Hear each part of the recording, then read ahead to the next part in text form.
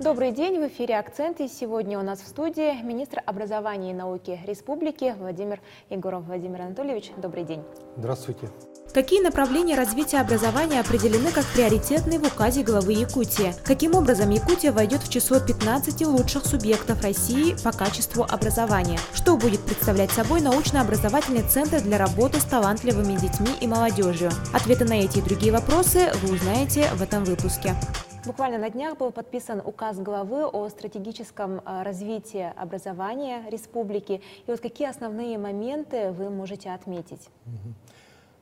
Этот указ, он дает нам основные задачи, которые система образования, система науки вместе со всеми заинтересованными лицами, сторонами должны решить до 2024 года. Основные цели направлены на повышение конкурентоспособности человеческого капитала нашей республики. И вот первая цель, которая сформирована в этом указе, это войти в 15 лучших субъектов Российской Федерации по образованию, по качеству образования. Вторая цель – это формирование эффективной системы работы с талантами. И третья касается каждого ребенка, то есть должны быть сформированы, должен быть каждый ребенок стать гармонично развитой личностью. И вот на достижение этих целей и поставлен ряд конкретных задач с достижениями определенных показателей, которые вот, начиная с 2020 года уже должны быть достигнуты. Давайте остановимся на первой цели. Республика должна войти в число лучших 15 регионов, да, по качеству образования. Вот какие направления для этого нужно развить? Ну, надо сказать, что здесь у нас, в отличие от указа президента Путина, в котором говорится о вхождении в десятку лучших России в мире по качеству общего образования, здесь говорится вообще о качестве образования в целом. То есть здесь мы должны говорить не только о школьном образовании, и дошкольном, и о профессиональном образовании. Вот. И поэтому внимание нужно уделить, получается, всем ступеням, вот, начиная с дошкольников и заканчивая взрослыми. И, соответственно, задачи этого указа на это и направлены. А какая вот работа будет вестись? Ну, получается, что в направлении дошкольников здесь будет создаваться места для детей в возрасте от 2 месяцев до 3 лет. К 2021 году мы должны обеспечить всех нуждающихся местами, вот, то есть вот, все дети должны иметь возможность пойти в ясли. Далее, что касается дошкольного, также, да, здесь большое внимание уделяется именно консультационным пунктам для родителей и проекту, который предполагает развитие способностей и задатков всех детей, одаренный ребенок, который у нас в пилотном режиме сейчас функционирует, но должен этот проект охватить все дошкольные учреждения.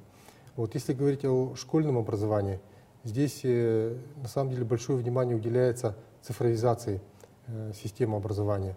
Ну, достаточно сказать, что каждая образовательная организация к 2024 году должна иметь интернет со скоростью не менее 50 мегабит в секунду в сельской местности, а в городской местности это 100 мегабит в секунду. Вот. И должны создаваться центры цифровых компетенций. К 2024 году их должно быть не менее 17. Вот. Должны создаваться детские технопарки. В каждом муниципальном образовании к 2024 году должен быть детский технопарк.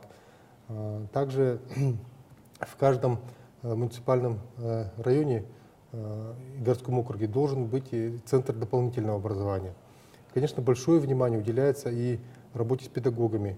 Должен быть создан центр аккредитации педагогических работников и руководителей системы образования. Так? И также должен быть создан центр непрерывного повышения квалификации педагогических работников. Кроме того, уделяется внимание и молодым нашим педагогам, то есть 70% наших педагогов, как минимум, да, должны быть охвачены разного рода поддержкой. Вот. И что касается уже более таких скажем, ну, профессионального образования, да, то получается, что здесь у нас должен быть создан центр опережающей подготовки профессиональных кадров, где вот должны быть готовиться по тем компетенциям, которые наиболее востребованы в нашей республике. Так, и здесь в указе также говорится о создании не менее 50 мастерских, это уже в районах это будет создаваться, да, также вот по, значит, по профессиональной подготовке наших студентов, да. Вот, и, значит, должен внедряться региональный стандарт кадрового обеспечения промышленного экономического роста. Вот, и, соответственно, работа предстоит такая большая, масштабная. Работа предстоит большая, масштабная, комплексная, вот, потому что вот та же система профориентации, например, также она здесь затронута в указе, да, она должна охватывать, получается, все уровни образования. Вот, поэтому, конечно, этот указ, считаю, очень такой важный, и он, ну, даст такой большой толчок развитию образования.